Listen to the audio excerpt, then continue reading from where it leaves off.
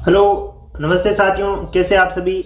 आज हम कक्षा 9 के गणित विषय की प्रश्नावली 8 का अध्ययन शुरू कर रहे हैं। ये जो क्लास है वो 8वीं प्रश्नावली के इंट्रोडक्शन से संबंधित होने वाली है। यानी इस क्लास को पढ़ने के बाद हम क्लास के आगामी जो बिंदुगत प्रश्नावली हैं 8.1 और 8.2 का अध्ययन करेंगे। उस प्रश्नावली के अध्ययन से पहले इस क्लास को पढ़ने का तात्पर्य है कि इस प्रश्नावली इस कक्षा में जो बातें आएगी वो आगे की बिंदुगत प्रश्नावलियों में हमारे काम आएगी। यानी इसी क्लास के माध्यम से हम आगे की प्रश्नावलियों को कर सकेंगे। तो ये सबसे महत्वपूर्ण क्लास आप इसको मान सकते हैं। तो चलिए ज़्यादा देरी नहीं करते हुए स्वागत करते हैं आपका हमारे YouTube चैनल पे। बहुत बहुत स्वागत है, आपने इस क्लास को ज्वाइन किया।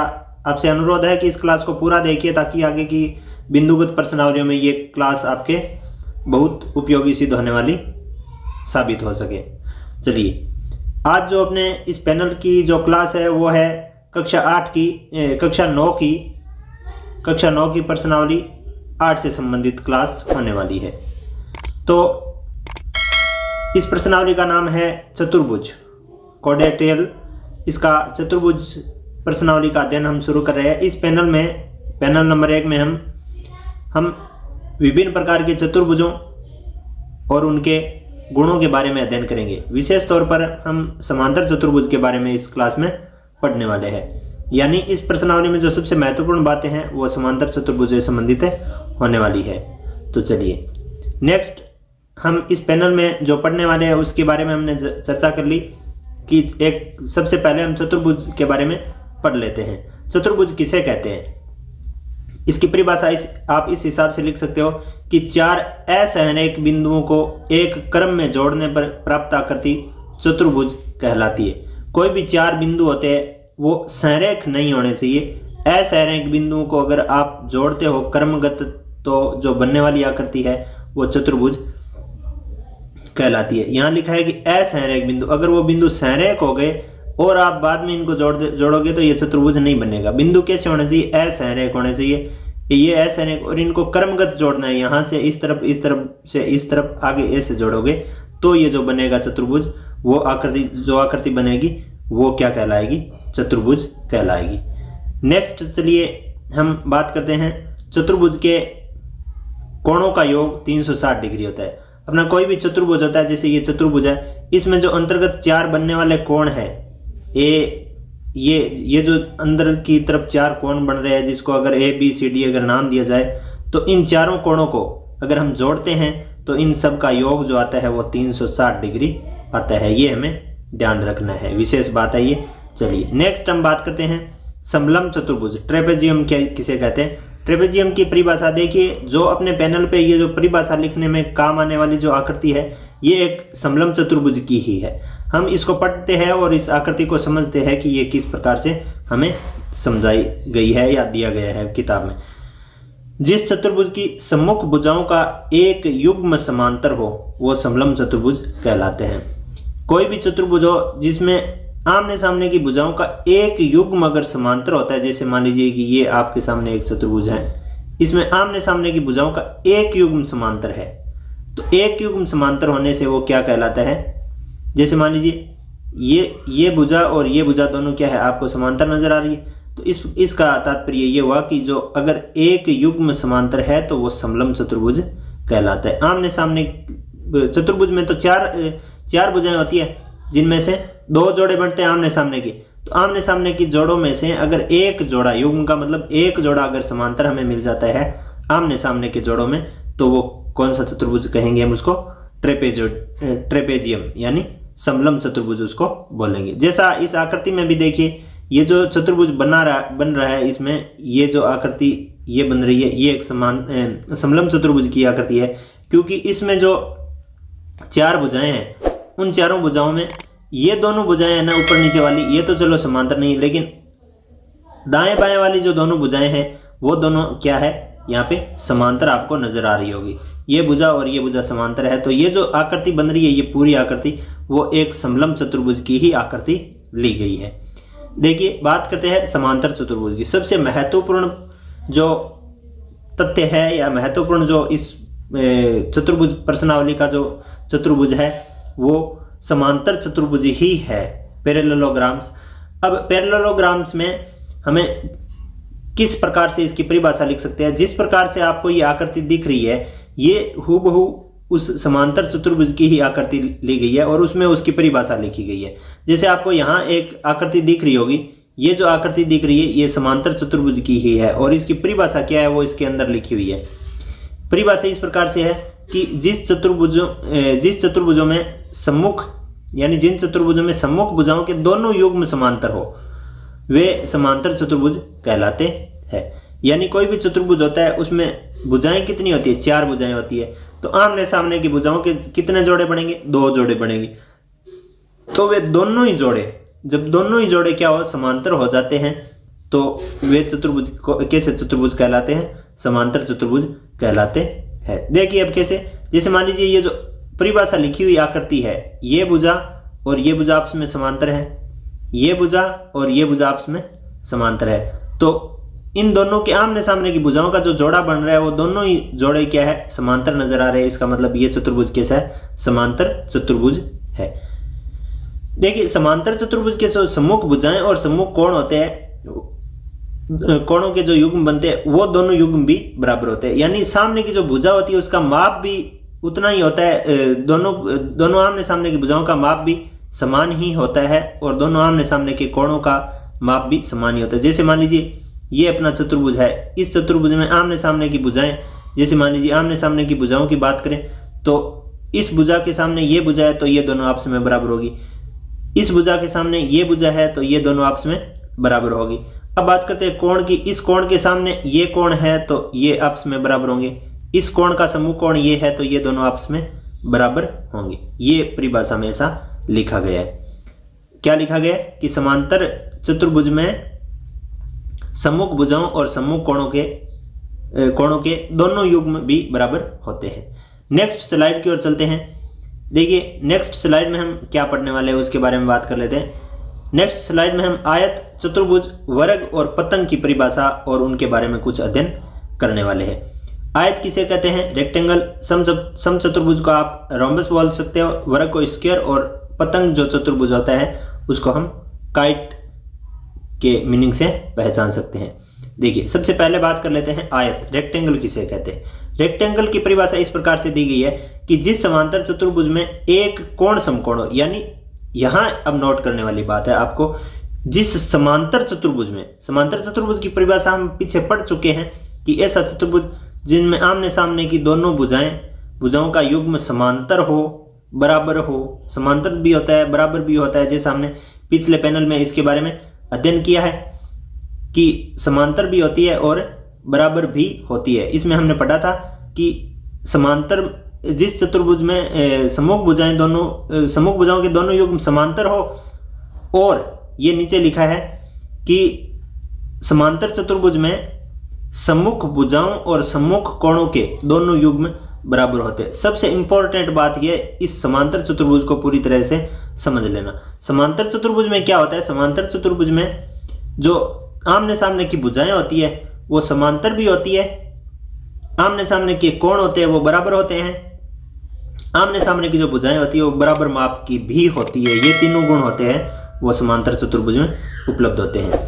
अब आयत की परिभाषा पढ़ रहे हैं तो आयत की परिभाषा हम समांतर चतुर्भुज के माध्यम से पढ़ रहे हैं। ये विशेष बात आप ध्यान में रखिए कि जिस समांतर चतुर्भुज में एक कोण समकोण हो, यानी चतुर्भुज कैसा होना चाहिए? समांतर चतुर्भुज होना चाहिए, और उसमें अगर एक कोण समकोण हो गया, एक कोण समकोण हो तो वह विशेष समांतर चतुर्भुज होता है, और यानी वह एक आयत कहलाता है। जैसे मान लीजिए आपको ये आकृति दिख रही है, इसको अगर ABCD नाम दिया जाए और ABCD नाम चतुर्भुज में अगर एक कोण 90 डिग्री का आ जाए, एक कोण 90 डिग्री के आते ही हमारे पास इस प्रकार का जो चतुर्भुज हमें प्राप्त हो जाएगा।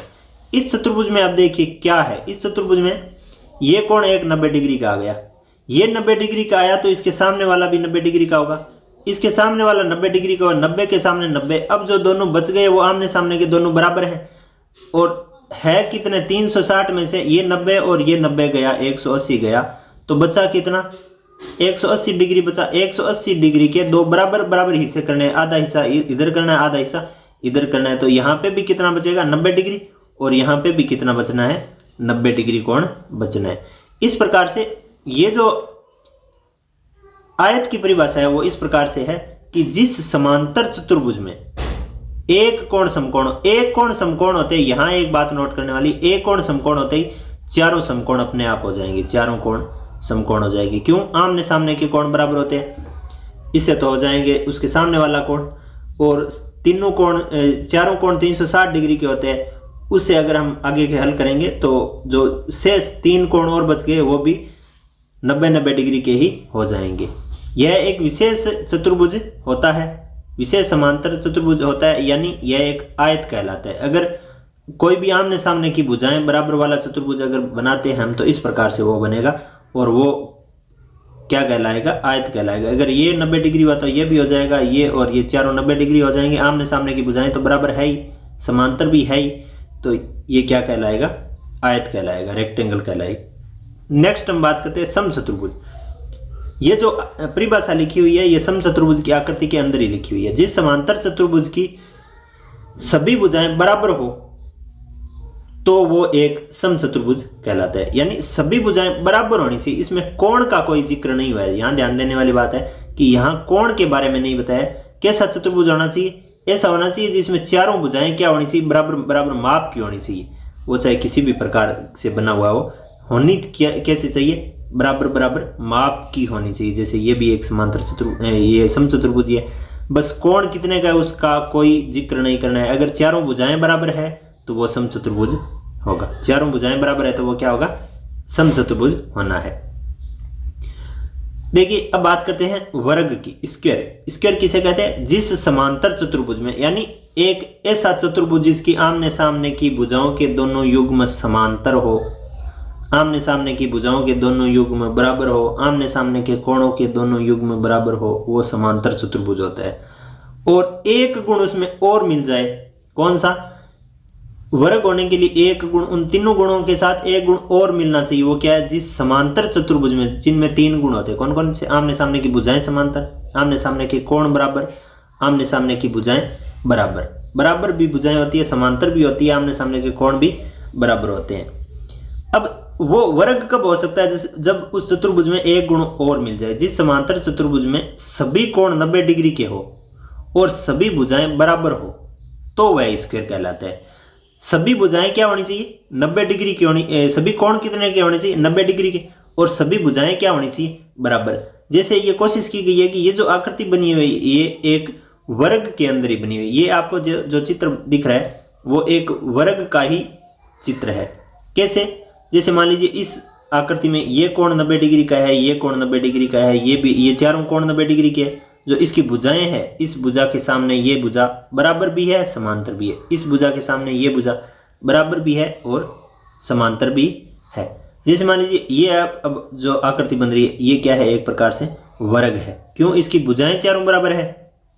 इस भुजा के बराबर ये है, उसके सामने वाली इस भुजा के बराबर ये है, और समांतर भी है। इस भुजा के समांतर ये है, इस भुजा के समांतर ये है। चारों कोण 90-90 डिग्री के है।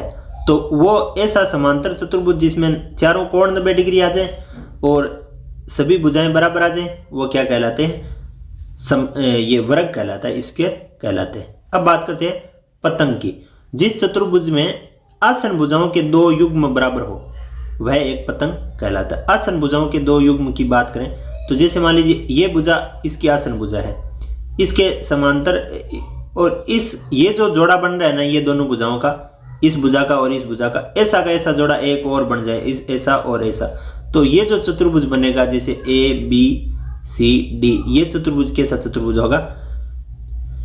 पतंग चतुर्भुज होगा। यानी आसन भुजाएं किसे कहते हैं? यहां नाम आ गया आसन भुजाएं। आसन भुजाएं क्या होती है? ऐसी भुजा जिनका एक शीर्ष उभयनिष्ठ होता है। ऐसी भुजा जिसका एक शीर्ष उभयनिष्ठ होता है, यानी एक प्रकार से देखें तो आपस में जुड़ी हुई भुजाएं जो होती है वो आसन भुजाएं होती है। तो आसन भुजाओं का एक जोड़ा, युग्म का मतलब एक जोड़ा, आसन भुजाओं का एक जोड़ा अगर 2 युग्म बराबर हो, यानी जो 2 जोड़े बन रहे हैं, जैसे ये दोनों जोड़े, ये जोड़ा इस जोड़े के बराबर हो, एक जोड़ा ये बन रहा है, एक जोड़ा ये बन रहा है, तो ये जोड़ा जैसे बन रहा है वैसा का वैसा अगर ये सामने वाला जोड़ा बन जाए तो वो क्या कहलाएगा? पतंग कहलाएगा। जैसे आपको अगर दोबारा से अगर देखा जाए, देखें तो ये जो आकृति है ये क्या है, पतंग की आकृति है। इस प्रकार से क्यों है, क्योंकि यहाँ देखिए कि ये जो जोड़ा बन रहा है ऐसा का ऐसा ये दूसरा जोड़ा भी है, यानी दो युग्म क्या है, बराबर है। कौन कौन से, एक युग्म तो ये, एक युग्म ये। इसका अगर नाम दें ए बी सी और डी, तो ए बी से बी सी जोड़ा जो है वो ए डी से डी सी जोड़े के बराबर है, तो वो क्या कहलाएगा, पतंग कहलाएगी। उम्मीद करते हैं कि ये बात आपको समझ में आ गई होगी। अगर समझ में नहीं आई है तो आप इसको अपने कॉपी में इस चित्र को बनाइए पढ़ के और इस परिभाषा को लिखिए, अवश्य ये बेहतरीन तरीके से आपके समझ में आएगी। नेक्स्ट अब बात कर लेते हैं हम महत्वपूर्ण तथ्यों की। यहाँ जो महत्वपूर्ण तथ्य है वो इंपॉर्टेंट तथ्य आएंगे, उनमें हम इन्हीं परिभाषाओं का विश्लेषण थोड़ा करने वाले हैं। देखिए, जो वर्ग, आयत और समचतुर्भुज में प्रत्येक एक समांतर चतुर्भुज होता है, यानी ये जो तीनों नाम आए हैं ना, वर्ग, आयत और समचतुर्भुज, इसमें वो सभी गुण होते हैं जो एक समांतर चतुर्भुज में होते हैं। जो समांतर चतुर्भुज में गुण होते हैं वो के वो गुण वर्ग में भी होते हैं, आयत में भी होते हैं और समचतुर्भुज में भी होते हैं। वर्ग में एक गुण और जुड़ जाता है, कौन सा, दो गुण और जोड़ने पड़ते हैं। प्रत्येक कोण 90 डिग्री का करना है और सभी भुजाएं बराबर करनी है। आयत में प्रत्येक कोण 90 डिग्री का करना है, एक कोण 90 डिग्री का करना है, एक कोण क्या करना है, समकोण बनाना है। और समचतुर्भुज में आमने सामने की भुजाएं समांतर तो इस समांतर चतुर्भुज में ही होती है, लेकिन समांतर होने के साथ साथ अगर बराबर और हो जाए, समांतर भी हो और बराबर भी हो, तो वो क्या कहलाएगा, फिर समचतुर्भुज कहलाएगा। तो यहाँ वर्ग, आयत और समचतुर्भुज में वो सभी गुण है जो समांतर चतुर्भुज में होती है। अतः हम यहाँ इस आधार पर कह सकते हैं कि ये जो वर्ग, आयत और समचतुर्भुज होते हैं वो सभी क्या होते हैं, समांतर चतुर्भुज होते हैं। नेक्स्ट महत्वपूर्ण तथ्य हम बात करते हैं, एक वर्ग, एक आयत और एक समचतुर्भुज भी है। यानी जो वर्ग होते हैं उसमें क्या क्या गुण होते हैं, आयत वाले सारे गुण होते हैं, आयत वाले सारे गुण होते हैं, समचतुर्भुज वाले सारे गुण होते हैं। आयत जो वर्ग होता है उसमें आयत के भी सारे गुण होंगे और समचतुर्भुज के भी सारे गुण वहाँ पे उपलब्ध होंगे। तो वो जो वर्ग होता है वो क्या कहलाता है, आयत भी हो सकता है और समचतुर्भुज भी हो सकता है। देखिए नेक्स्ट हम बात कर लेते हैं, एक समांतर चतुर्भुज एक समलंब होता है।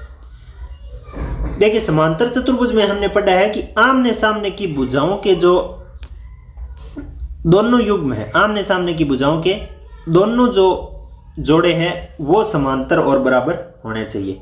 आमने सामने की भुजाओं के दोनों जोड़े अगर समांतर है तो वो समांतर चतुर्भुज कहलाता है।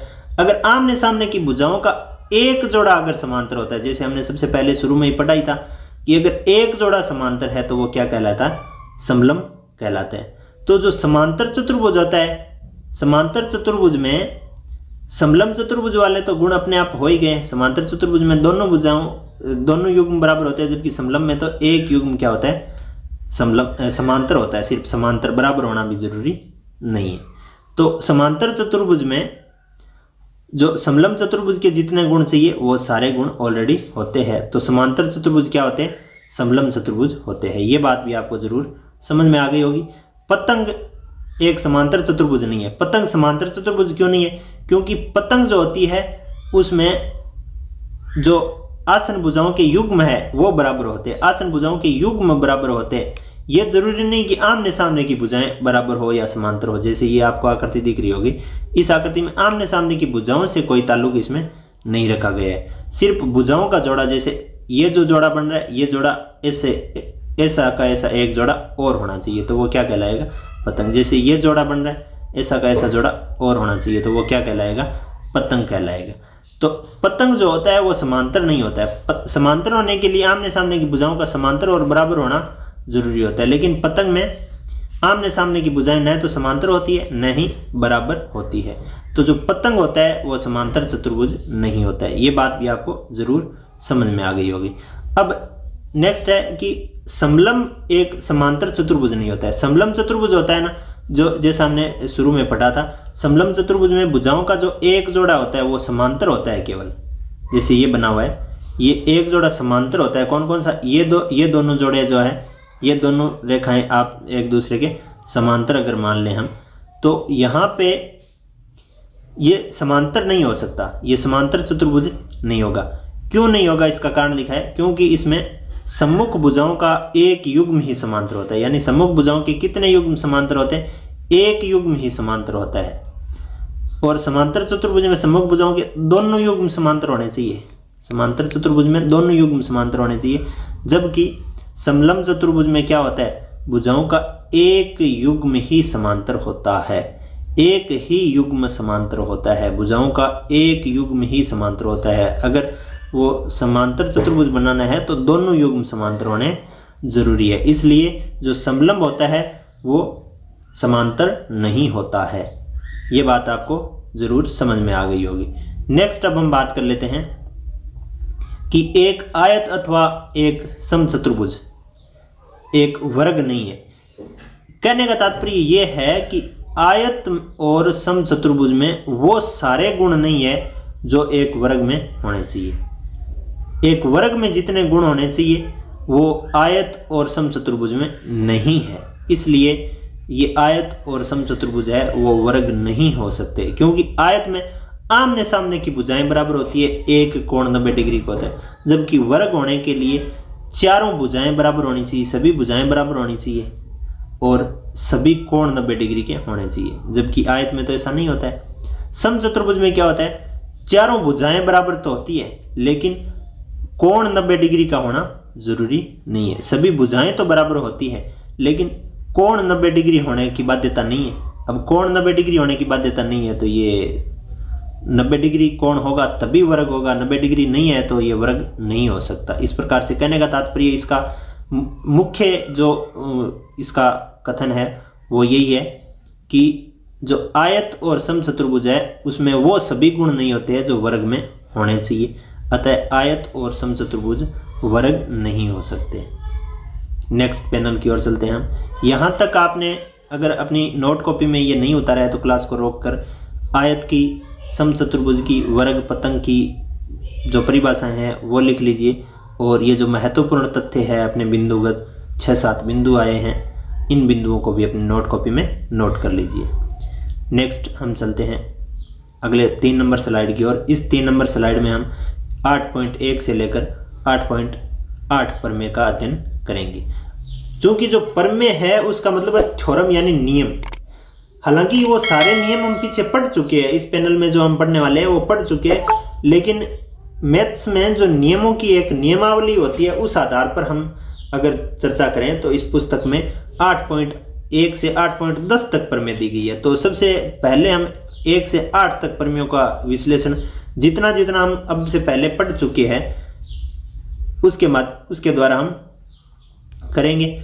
और बाकी जो नेक्स्ट 2 और होगी वो मध्य बिंदुओं से संबंधित है, उनका भी हम इसी पैनल पे अध्ययन करने की कोशिश करेंगे। लेकिन 1 से 8 तक जो प्रमेय आई है वो जो पीछे बातें की है उन्हीं बातों के आधार पर होने वाली है। चलिए शुरू कर लेते हैं। 8.1 प्रमेय क्या हमें दी गई है?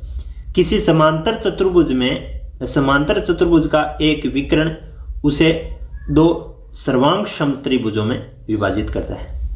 यानी कोई समांतर चतुर्भुज अगर हमारे पास होता है, इस प्रकार से अगर समांतर चतुर्भुज हमारे पास होता है और अगर हम उसमें विकर्ण खींच दें, हम उसमें अगर विकर्ण खींच देते हैं, एक विकर्ण खींचा, तो यहाँ जो त्रिभुज बनेंगे ये वाला त्रिभुज, ये वाला त्रिभुज, नीचे वाला त्रिभुज जो है, ये त्रिभुज ऊपर वाले त्रिभुज के सर्वांग सम होगा। इस त्रिभुज के सर्वांग सम त्रिभुज होगा।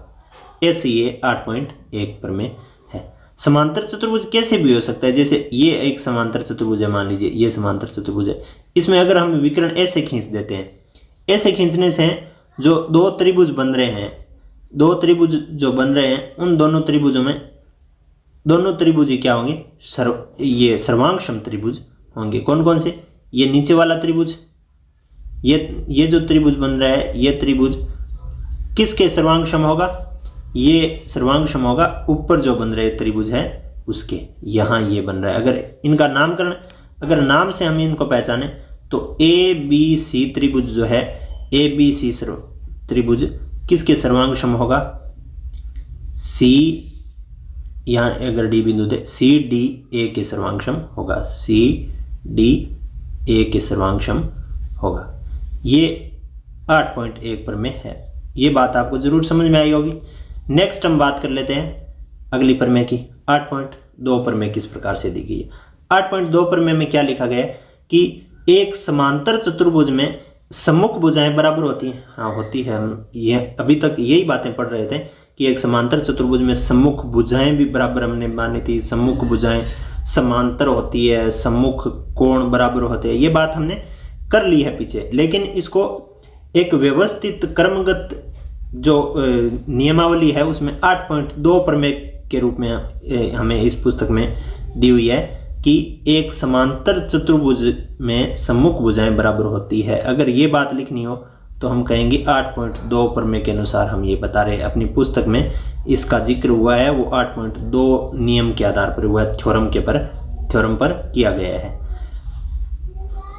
8.3 प्रमेय है कि यदि एक चतुर्भुज की सम्मुख भुजाओं का प्रत्येक युग्म बराबर हो तो वह एक समांतर चतुर्भुज होता है। थोड़ा सा ध्यान दीजिए, ये बात इस बात को एक प्रकार से रिवर्स करके कही गई है, यानी ये इसकी पूरक बात है। दोबारा से एक साथ पढ़ते हैं इन दोनों को। एक समांतर चतुर्भुज में सम्मुख भुजाएं बराबर होती है।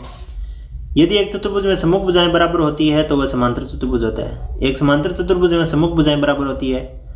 अगर किसी चतुर्भुज में सम्मुख भुजाएं बराबर होती है तो वह समांतर चतुर्भुज होता है। ये एक ही बात है, ये एक प्रकार से विपरीत भाव देने वाली है। विपरीत अर्थ है, विपरीत अर्थ में कि समांतर चतुर्भुज है तो उसकी सम्मुख भुजाएं बराबर है, और एक चतुर्भुज में अगर सम्मुख भुजाएं बराबर है तो वो समांतर चतुर्भुज है। यही बातें इसमें एक प्रकार से एक साथ बताई गई है। ये कहने का तात्पर्य अगर सीधे तौर पर समझें तो इस बात का ये एक प्रकार से विपरीत अर्थ देने वाली प्रमेय हमें नजर आ रही है। प्रमेय 8.4 पढ़ते हैं। 8.4 प्रमेय में लिखा गया है कि एक समांतर चतुर्भुज में सम्मुख कोण बराबर होते हैं। ऐसा भी हमने पढ़ा है कि एक समांतर चतुर्भुज में सम्मुख कोण बराबर होते हैं। सम्मुख कोण का तात्पर्य क्या होता है? सामने वाला कोण। जैसे ये समांतर चतुर्भुज है अपने पास, इस समांतर चतुर्भुज में 4 कोण है, जैसे ए शीर्ष पे भी बन रहा है, बी और सी डी, यहाँ चारों जो कोण बन रहे हैं उन कोणों के एक दूसरे के सम्मुख कोण भी होंगे। एक दूसरे के सम्मुख होने का मतलब सामने, जैसे ए का सम्मुख कौन सा है? सी, डी का सम्मुख बी, बी का सम्मुख डी है, डी का सम्मुख बी है, एक दूसरे के सामने तो है ही है। तो वो जो कोण होते हैं ना, जैसे ए के बराबर सी होता है और बी के बराबर डी होता है, बराबर होता है, ऐसा हम पढ़ रहे हैं, लेकिन अपने नियमावली में 8.4 पे ये दिया गया है। पर में 8.5 दी गई है, थ्योरम है अपनी 8.5, वो है यदि एक चतुर्भुज में सम्मुख कोणों का प्रत्येक युग्म बराबर है तो वो समांतर चतुर्भुज है। जिस प्रकार से इन दोनों को हमने एक साथ पढ़ा था, आप स्वयं इन दोनों को एक साथ पढ़ के चेक कर लीजिए कि ये एक दूसरे के विपरीत अर्थ देने के लिए दी गई है। थोड़ा खुद अपने सेल्फ कॉन्फिडेंस से इन दोनों को पढ़िए कि ये क्या वास्तव में एक दूसरे के विपरीत अर्थ वाली है। जरूर आपको ये अवश्य ये एक दूसरे के विपरीत अर्थ वाली नजर आएगी। 8.6 पर में समांतर चतुर्भुज के विकर्ण एक दूसरे को परस्पर समद्विभाजित करते हैं। कहने का मतलब अगर कोई चतुर्भुज समांतर चतुर्भुज इस प्रकार से दिया हुआ होता है, ABCD चतुर्भुज है, इस चतुर्भुज में अगर हम दोनों विकर्ण खींचे तो विकर्ण जो है वो एक दूसरे को समद्विभाजित करेंगे। जैसे मान लीजिए A से C को मिलाया तो AC विकर्ण हुआ, और अगर B से D को मिलाया तो BD विकर्ण हुआ। मान लीजिए कि ये O पर प्रतिच्छेदित हो रहे हैं, यहाँ O पर प्रतिच्छेदित हो रही है या O बिंदु पर प्रतिच्छेदित हो रहे हैं, तो A से O की जो दूरी है ना, A से O की दूरी उतनी ही O से C की होगी। ये कह रहा है कि परस्पर समद्विभाजित करते हैं। यानी ये जो AC विकर्ण था इसको 2 भागों में बांट दिया। एक दूसरे के ऊपर से गुजरने वाले बिंदु से ये कितने भागों में बंट गए? 2 भागों में बंट गए। 2 भागों में बंट गए, इसका मतलब ये हुआ कि ये OA से OC की दूरी क्या हो जाएगी? बराबर हो जाएगी। OA से OC की दूरी क्या हो जाएगी? OC की दूरी क्या हो जाएगी? बराबर हो जाएगी। ये बात यहाँ पे बताई जा रही है। अब एक अगर दूसरा विकर्ण हम OD से OB की दूरी बराबर हो जाएगी। OD से ओ बी की दूरी बराबर हो जाएगी।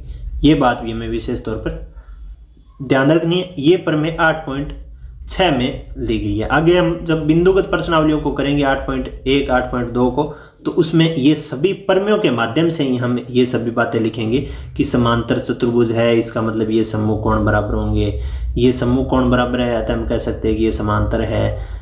यदि ये कोण 90 डिग्री है जैसे समांतर चतुर्भुज में, तो हम उसको आयत बोल देंगे। सभी कोण 90 डिग्री है और चारों भुजाएं बराबर है तो हम उसको वर्ग बोल देंगे। इन्हीं तथ्यों के आधार पर हम बोलने वाले हैं। तो इनका विशेष तौर पर हमें अध्ययन करना चाहिए और इसको याद रखने के लिए अपनी कॉपी में नोट कर लेना चाहिए और इनका रिवाइजन करते रहना चाहिए, ताकि आगे के अगर हमारे प्रश्नावली बिंदुगत प्रश्नावलियों में कहीं काम आए तो इनको हम आसानी से कर पाए। नेक्स्ट 8.7 पर में एक चतुर्भुज के विकर्ण एक दूसरे को समद्विभाजित करें तो वह समांतर चतुर्भुज होते हैं। देखिए थोड़ी जिक्र ध्यान देने वाली बात है कि ये दोनों पर में एक दूसरे के विपरीत अर्थ वाली है, ये दोनों पर में एक दूसरे के विपरीत अर्थ वाली है, ये दोनों पर में एक दूसरे के विपरीत अर्थ वाली है। कैसे है वो आप खुद समझ सकते हो कि इसमें दिया गया है कि समांतर चतुर्भुज के विकर्ण एक दूसरे को परस्पर समद्विभाजित करते हैं। यदि किसी चतुर्भुज के विकर्ण एक दूसरे को समद्विभाजित करते हैं तो वह समांतर चतुर्भुज होता है। तो एक दूसरे के विपरीत अर्थ वाली जरूर आपको नजर आ रही होगी। 8.8 पर में है कोई चतुर्भुज एक समांतर चतुर्भुज होता है यदि उसकी सम्मुख भुजाओं का एक युग्म बराबर और समांतर हो। तो ये एक परिभाषा से ही निकली हुई बात है कि कोई भी चतुर्भुज होता है वो समांतर चतुर्भुज कब होता है, जब सम्मुख भुजाओं का एक युग्म बराबर हो, जैसे इसके सामने ये बराबर हो और समांतर भी होनी चाहिए। युग्म सिर्फ बराबर नहीं हो, समांतर भी होनी चाहिए। तो ये अगर आमने सामने की भुजाओं के दोनों युग्म बराबर और समांतर हो जाएंगे तो जो शेष जो युग्म बच गया ना, वो युग्म स्वतः ही बराबर और समांतर हो जाएगा, बराबर और समांतर हो जाएगा। तो वो चतुर्भुज कैसा कहलाएगा, कैसा चतुर्भुज कहलाएगा, समांतर चतुर्भुज कहलाएगा। तो समांतर चतुर्भुज की परिभाषा ये एक प्रकार से यहाँ लिखी गई है। समांतर चतुर्भुज की परिभाषा को यहाँ पे एक प्रकार से रिपीट किया गया है। कौन सी प्रमेय में? अपनी प्रमेय 8.8 में। नेक्स्ट चलिए हम मध्य बिंदुओं से संबंधित जो प्रमेय है अपनी, वो है 8.9 और 8.10, उसका हम थोड़ा सा अध्ययन कर लेते हैं। मध्य बिंदुओं से संबंधित किस प्रकार की प्रमेय है।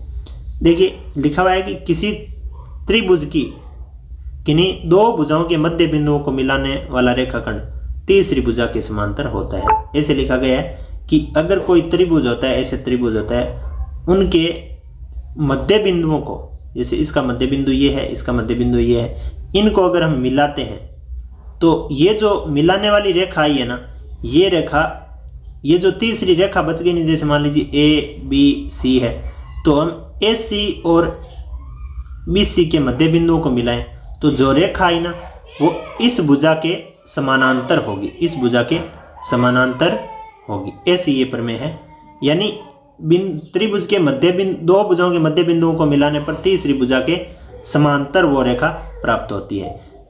और एक प्रकार से अलग और देख लेते हैं कि ये जैसे मान लीजिए त्रिभुज है, इस त्रिभुज में अगर इस भुजा के मध्य बिंदु और इस भुजा के मध्य बिंदु को अगर हम मिलाते हैं तो ये जो रेखा है ना, ये जो अपनी 3 नंबर की जो रेखा है जिसके मध्य बिंदु का हमने जिक्र नहीं किया, ये रेखा इसके समानांतर आनी है। ये किस में है? 8.9 प्रमेय के आधार पर हम पढ़ पा रहे हैं। 8.10 प्रमेय है किसी त्रिभुज की एक भुजा के मध्य बिंदु, एक भुजा के मध्य बिंदु से दूसरी भुजा के समांतर खींची गई रेखा तीसरी भुजा को समद्विभाजित करती है। ये बात दोनों सेम ही प्रकार से लिखी गई बात है, एक ही रूप, इसका विपरीत अर्थ देके लिखी हुई है। क्या लिखा है देखते हैं कि इसमें लिखा गया है किसी त्रिभुज की एक भुजा, मान लीजिए कि अपने पास कोई त्रिभुज है, त्रिभुज मान लीजिए कोई इस प्रकार से त्रिभुज बना हुआ है, इस त्रिभुज की एक भुजा का मध्य बिंदु, मान लीजिए ये इसका मध्य बिंदु है, एक भुजा का मध्य बिंदु दूसरी भुजा के समानांतर खींची गई रेखा, इस बिंदु से होती हुई अगर हम इस भुजा के समानांतर कोई रेखा खींचे, ऐसे कौन सी भुजा के समानांतर? इस भुजा के, तो ये जो समांतर रेखा खींचे है वो जो शेष भुजा बच गई ना, जैसे ये भुजा बच गई, इसके मध्य में से जाएगी, इसके मध्य में से जाएगी, ऐसा इसमें लिखा गया है। नेक्स्ट देखिए, हम अगले पैनल की ओर चलते हैं। इससे पहले आप इस पैनल पे आई हुई सारी परिमियों को आप अपनी कॉपी में ज़रूर नोट कर लीजिए। ये आपके भविष्य में बिंदुगत प्रश्नावलियों को 8.1 और 8.2 को पढ़ने तथा इनके आगे की प्रश्नावलियों में भी सबसे महत्वपूर्ण काम आने वाली परिभाषाएं हैं। देखिए, हम जो अपनी ये किताब जो होती है उसको क्रमिक रूप से इस प्रकार से दिया हुआ होता है कि जो बात हम पहली प्रश्नावली में सीखे है उसका उपयोग दूसरी में हुआ, पहली और दूसरी में सीखे वो उसका उपयोग तीसरी प्रश्नावली में हुआ, तीन जो प्रश्नावली पढ़ने के बाद तीनों का जो सीखा हुआ ज्ञान है वो चौथी प्रश्नावली में काम आ सकता है, और चार पढ़ने के बाद जो चारों प्रश्नावलियों की ज्ञान है वो पांचवी प्रश्नावली में काम आता है। तो क्रमिक रूप से इन परिमियों का अगर हमें पूरी तरीके से हमें पता होगा, हमें याद होगी, तो आगे की सारी प्रश्नावलियों करने में ये परिमेय कहीं ना कहीं आपके जरूर काम आएगी। तो इनको अपनी नोट कॉपी में बिंदुगत परिमेय लगा के 8.1 8.2 का ये जो आपके सामने ये पैनल बना हुआ है, यहाँ से आप अपनी कॉपी में नोट जरूर कर लीजिए ताकि ये आपको बार बार रिवाइजन में काम आएगी। नेक्स्ट हम चलते हैं सारांश की तरफ हम बढ़ रहे हैं। हम अब इस जो जितनी क्लास में हम पढ़े हैं उस क्लास का हम अंतिम सारांश कर रहे हैं। क्विक तौर पर सारांश कर लेते हैं। एक चतुर्भुज के कोणों का योग 360 डिग्री होता है, ये सामने पढ़ा है। समांतर चतुर्भुज का एक विकर्ण उसे दो सर्वांग समत्रिभुजों में विभाजित करता है, ऐसा भी हमने पढ़ा है। एक समांतर चतुर्भुज में तीन बातें होती है, कौन कौन सी? सम्मुख भुजाएं बराबर होती हैं, सम्मुख भुजाएं बराबर होती हैं, सम्मुख कोण बराबर होते हैं, विकर्ण परस्पर एक दूसरे को समद्विभाजित करते हैं। ये समांतर चतुर्भुज के गुण हमने पढ़े। अब देखिए, एक चतुर्भुज समांतर चतुर्भुज कब होता है? जब इन तीनों गुणों में से एक गुण कोई सा भी मिल जाए, जैसे या उसके सम्मुख भुजाएं बराबर हो, या सम्मुख कोण बराबर हो, या विकर्ण परस्पर एक दूसरे को समद्विभाजित करें, या फिर सम्मुख भुजाओं का एक युग्म बराबर और समांतर हो, जैसे हमने अभी पढ़ाई था पीछे। अगर सम्मुख भुजाओं का एक युग्म बराबर और समांतर होगा तो वो अवश्य ही क्या कौन सा चतुर्भुज होगा? चतुर्भुज समांतर चतुर्भुज हो जाएगा। एक चतुर्भुज समांतर चतुर्भुज कब होता है? जब इन चारों में से कोई सा भी एक गुण उसमें मिल जाता है। तो आयत के विकर्ण परस्पर समद्विभाजित करते हैं और बराबर होते हैं, इसका विलोम भी सत्य है। यानी आयत के विकर्ण जो होते हैं वो परस्पर समद्विभाजित करते हैं और बराबर भी होते हैं, क्योंकि आयत क्या होता है? समांतर चतुर्भुज होता है, और समांतर चतुर्भुज में जो विकर्ण होते हैं वो एक दूसरे को समद्विभाजित करते हैं और बराबर भी होते हैं। नेक्स्ट देखिए, बराबर नहीं होते, सॉरी, समांतर चतुर्भुज में विकर्ण वो बराबर नहीं होते, लेकिन आयत में क्या होते हैं? विकर्ण क्या होते हैं? बराबर होते हैं। यहाँ एक नई बात आ गई। समांतर चतुर्भुज में विकर्ण तो एक दूसरे को समद्विभाजित तो करते हैं, लेकिन वो विकर्ण बराबर नहीं होते। लेकिन जो जिस समांतर चतुर्भुज में विकर्ण बराबर हो जाएंगे वो क्या कहलाएगा? फिर वो उसको हम क्या कहेंगे? आयत कहेंगे। क्या कहेंगे? आयत कहेंगे। ये यहाँ एक नोट करने वाली बात है, विशेष ध्यान रखना। समचतुर्भुज के विकर्ण परस्पर समकोण पर समद्विभाजित करते हैं, इसका विलोम भी सत्य है। विलोम सत्य होने का तात्पर्य क्या है कि किसी चतुर्भुज के विकर्ण अगर समकोण पर समद्विभाजित करे तो वो समचतुर्भुज होता है। यदि किसी चतुर्भुज के विकर्ण परस्पर समकोण पर समद्विभाजित करें तो वो समचतुर्भुज होता है। ये हो गया इसका विलोम। अब समचतुर्भुज के विकर्ण परस्पर समकोण पर समद्विभाजित करते हैं, ये तो हो गई इसकी सीधी बात। इसको अगर उल्टा देखना चाहें तो विकर्ण कोई भी त्रिभुज जिसके विकर्ण परस्पर समकोण पर समद्विभाजित करे तो वो समचतुर्भुज होता है। ये इसकी होगी विलोम की बात। अब देखिए, इसका विलोम भी सत्य है। ये वास्तव में क्या लिखा हुआ है? किसी चतुर्भुज के विकर्ण परस्पर समकोण पर समद्विभाजित करते हैं तो वो समचतुर्भुज होता है। वर्ग के विकर्ण परस्पर समकोण पर समद्विभाजित करते हैं और बराबर होते हैं, इसका विलोम भी सत्य होते हैं। जैसे अपना वर्ग होता है जिसकी चारों भुजाएं बराबर होती है, कोण 90 डिग्री का होता है, तो उसमें अगर हम कोई विकर्ण खींचेंगे तो वो विकर्ण क्या होंगे? बराबर भी होंगे, एक दूसरे को समद्विभाजित भी करेंगे और 90 डिग्री पर भी काटेंगे, यहाँ 90 डिग्री का कोण भी बनाएंगे। नेक्स्ट चलिए हम आठवें सारांश के बिंदु की बात कर लेते हैं। किसी चतुर्भुज की किन्हीं दो भुजाओं के मध्य बिंदुओं को मिलाने वाला रेखाखंड तीसरी भुजा के समानांतर होता है और उसका आधा होता है। ऐसा अभी अभी हमने नेक्स्ट पिछली स्लाइड में हमने पढ़ा है। किसी चतुर्भुज की एक भुजा के मध्य बिंदु से दूसरी भुजा के समानांतर खींची गई रेखा तीसरी भुजा को समद्विभाजित करती है। यह भी हमने पढ़ा है, समझा भी है। नेक्स्ट लास्ट अपनी बात है कि किसी चतुर्भुज की भुजाओं के मध्य बिंदुओं को एक क्रम में मिलाने पर रेखाखंड द्वारा बना चतुर्भुज एक समांतर चतुर्भुज होता है। किसी चतुर्भुज की भुजाओं के मध्य बिंदुओं को एक क्रम में मिलाने वाले रेखाखंडों द्वारा बना चतुर्भुज समांतर चतुर्भुज कहलाता है। यहाँ ये क्या लिखा हुआ है, कोई भी चतुर्भुज होता है, जैसे कोई भी चतुर्भुज, ये हो गया चतुर्भुज, इनके मध्य बिंदुओं को, ये इन सभी भुजाओं के मध्य बिंदुओं को अगर हम क्रम से मिलाएं, जैसे एक नंबर वाली को ऐसे ऐसे ऐसे, तो जो चतुर्भुज बनेगा, जो अंदर वाला चतुर्भुज बना है वो चतुर्भुज कैसा चतुर्भुज है, ये जो चतुर्भुज बना है ये समांतर चतुर्भुज होगा। चतुर्भुज कैसा भी हो सकता है, यहाँ ध्यान देने वाली बात है कि चतुर्भुज कैसा भी हो सकता है, वो जरूरी नहीं कि समांतर चतुर्भुज हो, समलंब हो, आयत हो, वर्ग हो, कैसा भी हो। अगर उनके मध्य बिंदुओं को हम एक दूसरे से मिलाएं तो मिलाने से जो बनेगा चतुर्भुज, अंदर वाला जो चतुर्भुज बनेगा वो चतुर्भुज कैसा होगा, समांतर चतुर्भुज होगा। ऐसा लिखा है 10 नंबर बिंदु में, 10 नंबर बिंदु में ऐसा लिखा गया है। चलिए नेक्स्ट, इन सभी सारांश के बिंदुओं को, 10 बिंदुओं को अपनी कॉपी में नोट जरूर कीजिए, बार बार इनका अध्ययन कीजिए। चूंकि इनका तीसरी बार रिवाइजन हो रहा है, पहले हमने साधारण रूप में पढ़ा, फिर प्रमेय के रूप में पढ़ा, अब सारांश के रूप में पढ़ लिया।